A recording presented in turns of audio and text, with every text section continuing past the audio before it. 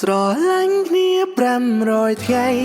មិនស្មើគេស្គាល់គ្នា7ថ្ងៃចារឹងនោះស្រីទូផ្ដល់តម្លៃចុងក្រោយនៅតែក្បន់ប្រហែលខ្ញុំមិនមានសំណាងក្នុងរឿងបែបនេះឬស្នេហាខ្ញុំត្រូវគេខ្មត់ជា100 ដងសូមគុំទៅររៀងនាងមិនឆិនមិនឈៀងពីរឿងយើងទៀតអីគ្រាន់ចង់និយាយឲ្យហាតីវាធូរជាងនេះសង្ឃឹមថាអូននឹងបានលឺហើយតទួនៅកំហុងតែបងអ្នកខំណាស់ស្រឡាញ់រួ